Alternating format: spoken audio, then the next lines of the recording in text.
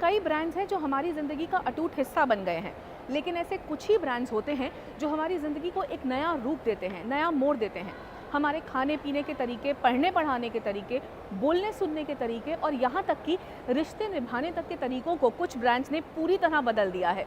ऐसे ही ब्रांड्स की कहानी लेकर हम आपके पास आए हैं ब्रांड बाजार स्पेशल बदल दी दुनिया में।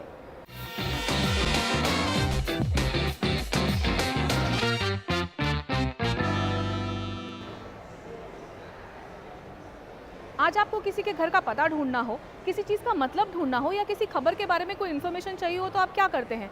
जाहिर सी बात है, गूगल ही करते होंगे। गूगल एक सर्च इंजन जो आज हर मायने में एक बहुत ही बड़ा ब्रांड है, फिर चाहे वो उसका काम हो, उसकी सोच या बेहतरीन सुविधाओं से लैस दुनिया भर में उनके दफ्तर। 1996 में लैरी पेज और सर्जरी बिन स्टैनफोर्ड यूनिवर्सिटी में अपनी पीएचडी की पढ़ाई के दौरान स्टैनफोर्ड डिजिटल लाइब्रेरी प्रोजेक्ट पर काम कर रहे थे। इस प्रोजेक्ट का मिशन था ऐसी टेक्नोलॉजी बनाना जिसके जरिए एक यूनिवर्सल डिजिटल लाइब्रेरी बन सके और इसे नेशनल साइंस फाउंडेशन से फंडिंग भी मिली थी। इस रिसर्च के दौरान अपने एक प्रोफेसर की एडवाइस पर पेज ने वर्ल्ड वाइड वेब के लिंक स्ट्रक्चर को समझकर उस पर काम की शुरुआत की। उन्होंने ये खोजना शुरू किया कि अलग अलग वेब लिंक्स को बैकलिंक कैसे कर सकते हैं और कैसे ये किसी भी एनालिसिस के लिए काफी फायदेमंद साबित हो सकता है। इस प्रोजेक्ट का नाम था बैकरब। पेज के वेब क्रॉलर ने वर्ल्ड वाइड वेब में अपनी खोज शुरू की और फिर पेज और ब्रिन ने मिलकर डेटा को कन्वर्ट करने के लिए पेज रैंक एल्गोरिथम बनाया, जिससे इम्पोर्टेंस के लिहाज से जानकारी को रैंक किया जा सके। इस सर्च इंजन को शुरुआत में स्टैनफोर्ड वेबसाइट से जोड़ा गया और इसका डोमेन नेम रखा गया google.stanford.edu। 15 सितंबर 1997 में google.com को रजिस्टर किया गया। 4 सितंबर 1998 में कैलिफोर्निया में एक दोस्त के गैरेज से शुरुआत हुई गूगल की। 1999 में कंपनी के नाम से पहला पेटेंट फाइल किया गया, वाटरमार्किंग सिस्टम और methodology for digital multimedia content के लिए। मैं समझता हूँ गूगल ने दिमाग को यहाँ से निकाल के उंगलियों में डाल दिया है। गूगल मॉडर्न डे का दिमाग है, जो अपनी दिमाग को उतना ज़्यादा इस्तेमाल करने की ज़रूरत नहीं होती है। जो गूगल पे गए आपको इतना कॉन्फिडेंस होता है, जो भी चाहिए गूगल पे मिल जाता है। बितरे हुए फ्रेंड्स हैं जो ऐड ने आपने देखा है इंडिया पाकिस्तान की, जो भी चाहिए अगर इलेक्ट्रॉनिक पे कोई कभी भी किसी का नाम उसके अंदर आया तो वो गूगल पे मिलेगा। गूगल एक एक्सटेंशन हो गया है अपना बॉडी का। 1998 के अंत तक गूगल के इंडेक्स में 6 करोड़ पेजेस थे और गूगल अपने कॉम्पिटिटर से आगे बढ़ चुका था। What's your favorite internet search engine? Google. लोग भी उसे हॉटबॉट या excite.com जैसे उस समय के दूसरे सर्च इंजिन्स या फिर पोर्टल साइट्स जैसे याहू, लाइकॉस, नेटस्केप, नेटसेंटर, AOL.com और MSN.com से बेहतर मानने लगे थे। गूगल को बतौर एक कंपनी अपना पहला निवेश भी 1998 में मिला। सन माइक्रोसिस्टम्स के फाउंडर एंडी बिशोल्चम ने $1 लाख उस कॉर्पोरेशन को दिए जिसका वजूद अभी था ही नहीं। 1999 में वेंचर कैपिटलिस्ट फर्म्स केल्नर पर्किंस कॉफील्ड और बायर्स और सिकोया कैपिटल ने गूगल को फंड किया और साथ साथ गूगल के फाउंडर्स ब्रिन और पेज पर दबाव डालना भी शुरू किया। इस बीच गूगल का सीधा साधा और साफ डिजाइन लोगों को पसंद आने लगा और जैसे जैसे इंटरनेट यूजर्स की तादाद बढ़ी वैसे वैसे गूगल की फॉलोइंग भी। गूगल के फाउंडर ब्रिन और पेज शुरू से ही अपने सर्च इंजन पर पॉपअप एडवर्टाइजिंग के खिलाफ थे, लेकिन जैसे जैसे सर्च इंजन की लोकप्रियता बढ़ी उनकी सोच बदली और उन्होंने सिंपल टेक्स्ट एडवर्टाइजिंग की शुरुआत की। सन 2000 में गूगल ने कीवर्ड सर्च के आधार पर विज्ञापन बेचने शुरू कर दिए। गूगल पर दिखने वाले विज्ञापन टेक्स्ट बेस्ड ही रखे गए, जिससे पेज की साफ लुक को बरकरार रखा जा सके। ये कीवर्ड्स बिडिंग के जरिए बेचे जाते थे। धीरे धीरे गूगल बढ़िया रेवेन्यू कमाने लगा और 2001 में आखिरकार अपनी वेंचर कैपिटलिस्ट फर्म्स के दबाव में आकर ब्रिन और पेज ने एरिक श्मिड्ट को गूगल का CEO हायर किया। 2003 में गूगल एक बड़े से कॉम्प्लेक्स में शिफ्ट हुआ और आज इस जगह को गूगल प्लेक्स कहा जाता है। गूगल का IPO 19 अगस्त 2004 में आया और शेयर का दाम रखा गया $85 और इनकी बिक्री से कंपनी को मिले लगभग $2 अरब। इससे गूगल का मार्केट कैपिटल $23 अरब से भी ज्यादा हो गया। गूगल के कई एम्प्लॉइज रातों रात करोड़पति बन गए। इस साल 17 अक्टूबर 2013 को गूगल का स्टॉक प्राइस $1000 तक पहुंच गया, जो नैस्डैक की ट्रेडिंग हिस्ट्री में पहली बार था। गूगल एक सर्च ब्रांड ही नहीं है, सर्च ब्रांड तो है, वो सर्च से ही स्टार्ट किए हैं। एक यूनिवर्सिटी में जो स्टार्ट हुआ है आज इतना बड़ा हो गया है, वो एक व्यवस्था है। उन गूगल ने इतना लोगों को पावर दिया है, शायद कोई टीचर, कोई गवर्नमेंट, कोई लीडर उतना पावर लोगों के हाथ में दिया नहीं। इन्फॉर्मेशन की जो एज है, जिसकी वजह से आपको पैसे मिलते थे या जिसकी वजह से यू वर कंसिडर्ड बेटर, वो एज ख़त्म हो गई है। अब बारी ये आई है कि ये इन्फॉर्मेशन या डेटा लेके इसकी एनालिसिस क्या करेंगे और इसकी वजह से हम क्या नतीजा निकालें कि ओरिजिनल थिंकिंग उसको लेकर हम यूज़ करें। तो नए थॉट्स जो आने हैं, जो नया आविष्कार, इनोवेशन होना है, जो नए बिजनेस मॉडल्स होने हैं, वो सब ये सारे इंफॉर्मेशन यूज़ करके हो सकते हैं। और इसमें the world is truly flat, किसी को भी कहीं पे भी आइडिया आ सकता है, किसी को भी ये इंफॉर्मेशन प्राप्त है। गूगल की सफलता का सबसे बड़ा राज है टेक्नोलॉजी और इनोवेशन। ब्रिन और पेज ने शुरुआत में सिर्फ अपने काम के बारे में सोचा और जब कंपनी पूरी तरह खड़ी हो गई तब कंज्यूमर के बारे में सोचना शुरू किया। शुरुआत में गूगल ने सिर्फ वायरल मार्केटिंग और पब्लिक रिलेशन को ब्रांड बिल्डिंग के लिए इस्तेमाल किया, लेकिन आज गूगल एडवर्टाइजिंग करता भी है और उसकी खुद की 90% से ज्यादा कमाई एडवर्टाइजिंग से होती है। गूगल ने किसी भी मार्केटिंग थ्योरी का सहारा ना लेते हुए हमेशा अपने खुद के रूल बनाए। गूगल का एक कोड ऑफ कंडक्ट है, डोंट बी इविल। कंपनी ने इसकी घोषणा कई साल पहले की और अपने आईपीओ के समय अपने प्रोस्पेक्टस में भी इसे रखा। कंपनी का मानना है कि वो एक ऐसा ब्रांड बनेगी जो लंबे समय तक अपने निवेशकों को फायदा दे, सही काम करके, फिर चाहे शॉर्ट टर्म में उन्हें कुछ नुकसान ही क्यों ना झेलना पड़े। गूगल का मानना है कि ब्रांडिंग लगातार कुछ नया करने से होती है, हमेशा एक सा रहना बोरिंग है। गूगल का लोगो दुनिया भर के इवेंट्स को समय समय पर रिफ्लेक्ट करता है। गूगल जानता है कि आज आगे बढ़ने के लिए लगातार अपनी ब्रांड को बढ़ाना जरूरी है, इसलिए समय समय पर नई चीजें गूगल कर रहा है। गूगल मेल से लेकर गूगल मैप्स और आज गूगल के स्मार्टफोन्स, ब्रांड आगे की सोचते हुए समय से पहले कदम उठा रहा है। वो मात्र आपको सर्च इंजन ऑप्टिमाइजेशन या आपको केवल सर्च नहीं देते हैं, वो आपकी ज़रूरतों को भांप लेते हैं, उनको स्टडी करते हैं, एनालिटिक्स करते हैं और फिर उसके ज़रिए आपको वो सॉल्यूशन देते हैं। एक जगह मैंने पढ़ा था कि गूगल की सबसे बड़ी खासियत है, जो उनकी डिसीजन मेकिंग है वो बॉटम टॉप है, वो ग्रास रूट लेवल से डिसीजन मेकिंग स्टार्ट करते हैं। सो आई थिंक ये जो चीज़ें हैं ये गूगल को एक अलग मुकाम देती हैं। ये मैं, ये यूसुफ, लंगोटिया यार सी मेरा। गूगल का फोकस है एक सिंगल ब्रांड रखना और वो सभी स्ट्रेटेजिक रिसोर्सेज और मार्केटिंग का खर्चा इसी एक सिंगल ब्रांड को मजबूत करने के लिए करता है। गूगल का मानना है कि अलग अलग ब्रांड्स बनाने की जगह अगर वो एक ब्रांड के साथ आगे बढ़ते रहेंगे तभी तेजी से दुनिया भर में फैल पाएंगे और कंपनी के अंदर एक स्ट्रॉन्ग कल्चर बना पाएंगे।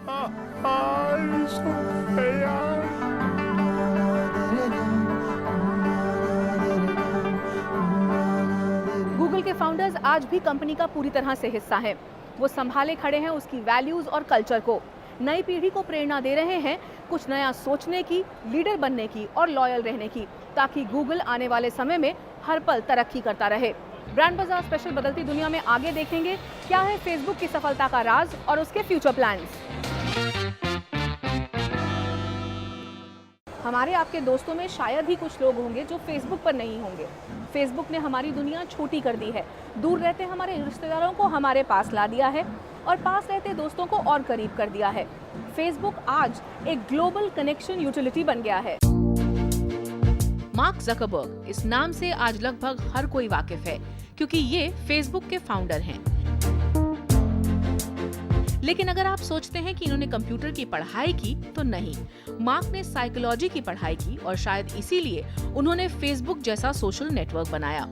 $113 अरब की इस कंपनी को 9 साल पहले ज़करबर्ग ने अपने दोस्तों के साथ मिलकर खोला और आज इस पर 65 करोड़ एक्टिव यूजर्स हैं और ये 1 अरब लोगों से कनेक्ट कर चुकी है। It is very difficult to live without Facebook. Facebook एक इंटीग्रल पार्ट बन गया है लास्ट 10 साल से। तो अभी फेसबुक पे मुझे 5000 का वो फॉलोइंग है, उसके अंदर मेरे फ्रेंड्स हैं, सबके साथ में मैं हर दिन जुड़े पर रहता हूँ और वो काफ़ी बड़ा चीज़ है। फेसबुक ने एक प्लेटफॉर्म दिया, लोगों को अपने खुद की कम्युनिटी बनाए और अपने जो भी विचार है वो प्रकट करे और खुद का एक माइंडसेट और एक इन्फ्लुएंसर के हिसाब से तो वो अपने को खुद को एक मोल्ड कर सके। हार्वर्ड में जब फेसबुक को शुरू किया गया तब ये केवल वहाँ के स्टूडेंट्स के लिए था, लेकिन जल्द ही ये कॉन्सेप्ट हार्वर्ड के कैंपस से बाहर आ गया और देखते ही देखते ये इतना बड़ा हो गया कि आज लगभग 1.5 करोड़ कंपनियां इसे कंज्यूमर मार्केटिंग के लिए इस्तेमाल कर रही हैं। इसे इस्तेमाल करने वाले 18 से 34 साल की उम्र के 48% लोग सुबह पहली चीज फेसबुक अपडेट चेक करते हैं और फेसबुक पर 20 सेकंड में 10 लाख लिंक शेयर किए जा रहे हैं। कई सारे ब्रांड्स हैं, खास करके ई कॉमर्स ब्रांड्स तो सबसे ज़्यादा यूज़ कर रहे हैं, लेकिन कई ब्रांड्स हैं जो फेसबुक के ऊपर एडवर्टाइजमेंट लगाते हैं और उनकी रीच ये है कि अगर उनको पता है कि ये कस्टमर और या ये व्यक्ति की ये इंटरेस्ट्स हैं तो वो इंटरेस्ट के हिसाब से ही वो एड्स मिलते हैं। तो ये जो एकदम टारगेटेड पर्सनलाइज्ड मार्केटिंग अपॉर्चुनिटी है वो ये इंटरनेट के ज़रिए से बनी है। आजकल टूल यूज़ किया जा रहा है ORM, ऑनलाइन रेपुटेशन मैनेजमेंट। सो ब्रांड्स बहुत, हालांकि वो बुलिश हैं फेसबुक को लेकर के, लेकिन उनको संभल के भी चलना पड़ेगा और संभलना भी चाहिए, क्योंकि अगर फेसबुक अच्छी चीज़ों को वायरल करता है, जल्दी लोगों तक पहुंचा देता है, तो बुरी चीज़ों को भी पहुंचाता है। सो कितना जल्दी आप अपने एक्शंस के ऊपर रिएक्ट करते हो और उसमें अमेंडमेंट करते हो, फेसबुक आपको वो क्षमता देता है, वो अपॉर्चुनिटी देता है और फेसबुक ने मार्केटियर्स को जगा दिया है, मैं ये कहता हूँ। 2004 फरवरी में लॉन्च होने के बाद मार्क जकरबर्ग और एडुआर्डो सेवरिन ने कंपनी में स्टेक खरीदे और वेबसाइट पर कुछ विज्ञापन भी चलाए, जिससे ऑपरेटिंग कॉस्ट निकल पाई। फेसबुक को अपनी पहली इन्वेस्टमेंट मिली 2004 में ही पीटर थील से। $5 लाख के निवेश से पीटर थील 10% के हिस्सेदार बन गए फेसबुक में। ये फेसबुक का पहला बाहरी निवेश था। फिर फेसबुक को इनकॉर्पोरेट किए जाने के बाद सियन पार्कर फेसबुक के प्रेसिडेंट बने और 2005 में कंपनी ने facebook.com डोमेन नेम खरीद लिया। और फिर मेहनत और नए नए आइडियाज के साथ फेसबुक ने ऑर्कुट जैसे अपने कॉम्पिटिटर्स को पीछे छोड़ दिया और दुनिया के कोने कोने में पहुंचने लगा। जकरबर्ग चाहते हैं कि आने वाले समय में फेसबुक 5 अरब लोगों से जुड़ जाए। सुनने में ये भले ही थोड़ा अविश्वसनीय लग रहा है, लेकिन 2011 की तीसरी तिमाही से लगातार हर तिमाही फेसबुक 5 करोड़ यूजर्स अपने यूजर बेस में जोड़ रहा है। ऐसे में ये टारगेट मुश्किल नहीं लगता। 2012 फेसबुक ने अपना IPO लाने का फैसला किया, जिसे लेकर काफी कुछ लिखा और बोला गया। इसके शेयर की वैल्यू $38 आंकी गई और कंपनी की वर्थ $104 अरब आंकी गई, जो आज तक किसी भी नई पब्लिक कंपनी के लिहाज से काफी ज्यादा था। कंपनी इस IPO से $5 अरब तक फंड जुटाना चाहती थी। 16 मई 2012 तक भारी डिमांड के चलते फेसबुक घोषणा से 25% ज्यादा शेयर बेच चुका था और इस IPO से ब्रांड ने $16 अरब जुटाए, जो अमेरिकी हिस्ट्री में तीसरा सबसे बड़ा IPO सेल रहा। 18 मई 2012 फेसबुक की लिस्टिंग के दिन कुछ टेक्निकल प्रॉब्लम के चलते फेसबुक के स्टॉक में ट्रेडिंग देर से खुली और उसके बाद स्टॉक को अपने IPO प्राइस पर रहने के लिए कड़ी मेहनत करनी पड़ी। स्टॉक की ओपनिंग को निराशाजनक बताया गया। अब ब्रांड लॉन्ग टर्म के बारे में सोच रहा है। उसका मकसद है एशिया और अफ्रीका के बाजारों में अपना यूजर बेस बढ़ाना। फेसबुक फॉर एवरी फोन जैसे ऐप से फेसबुक 10 करोड़ से भी ज्यादा लोगों से आज जुड़ा हुआ है और ये वो लोग हैं जिनके पास स्मार्टफोन नहीं है। फेसबुक का ज्यादातर रेवेन्यू एडवर्टाइजिंग से आता है। ये ब्रांड तेजी से अपना यूजर बेस बढ़ा रहा है, जिसके चलते ब्रांड का रेवेन्यू भी बढ़ रहा है। 2013 की दूसरी तिमाही में फेसबुक का रेवेन्यू 53% ऊपर रहा, जिसने निवेशकों को चौंका दिया। ब्रांड के CEO मार्क जकरबर्ग इस बात का जिक्र कई बार कर चुके हैं कि कैसे फेसबुक लगातार अपना रेवेन्यू बढ़ाएगा। कंपनी इस बात से अच्छी तरह से वाकिफ है कि उसके यूजर्स डेस्कटॉप से मोबाइल की ओर बढ़ रहे हैं और यहीं से वो अपनी ग्रोथ के दरवाजे भी खोलते देख रही है। आज ब्रांड फेसबुक के 3 मेजर गोल्स हैं। नॉलेज इकोनॉमी बनाने में अपना योगदान देना, लोगों को समझना और दुनिया के हर व्यक्ति से कनेक्ट करना। ब्रांड बाजार के इस सेगमेंट में इतना ही। ब्रेक के बाद आपको ले चलेंगे मैकडॉनल्ड्स।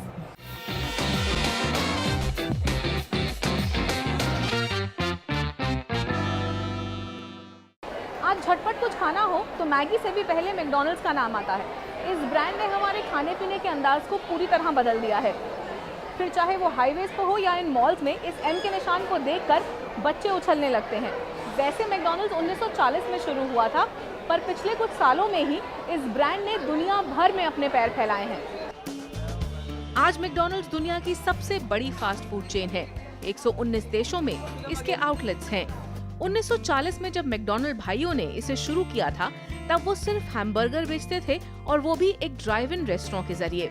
1955 में बिजनेसमैन रे क्रॉक की नजर इस पे पड़ी और पहले वो इसके फ्रेंचाइजी बने, और फिर धीरे धीरे उन्होंने मैकडॉनल्ड भाइयों से ये बिजनेस खरीद लिया और दुनिया भर में इसे बढ़ाना शुरू किया। अमेरिका और यूरोप में धीरे धीरे फ्रेंचाइजी या फिर एफिलिएशन मॉडल पर मैकडॉनल्ड के स्टोर्स दिखाई देने लगे। 1965 में मैकडॉनल्ड्स को लिस्ट किया गया। ये मैकडॉनल्ड ब्रांड का एक इतना लव ब्रांड है कि वो मैकडॉनल्ड अपने निज जीवन में एक हिस्सा बन गया है। तो वो इसीलिए निज जीवन में हिस्सा बन गया है कि वो अपना प्रजा का एक ब्रांड है, कम्युनिटी का एक ब्रांड है। तो लोग ऐसा मानते हैं कि मैकडॉनल्ड्स खाने जाते नहीं, खुशी के लिए जाते हैं, तो लोगों से मिलने के लिए जाते हैं, अपना फैमिली के साथ में टाइम बिताने के लिए जाते हैं, बच्चों का जैसा रहने के लिए जाते हैं। लेकिन ब्रांड की जिंदगी में नया मोड़ आया 90 के दशक में, जब मॉस्को में मैकडॉनल्ड का पहला रेस्टोरेंट खुला। इसे अमेरिका और रूस के बीच चल रही कोल्ड वॉर के खत्म होने का संकेत माना गया। इसी दौरान मैकडॉनल्ड ने एशिया में अपने पंख फैलाने शुरू किए। फास्ट एंड कन्वीनियंट को अपनी ब्रांड का मोटो बनाते हुए ब्रांड ने अपने रेस्टोरेंट की शक्ल बदली। उनमें बैठकर खाने की बढ़िया जगह बनाई गई। धीरे धीरे ब्रांड ने हर इलाके के लोगों को समझना शुरू किया और यही ब्रांड की ताकत बन गया। 30 रुपए में बर्गर, 50 सेंट्स में burger, you don't get anywhere else, you no.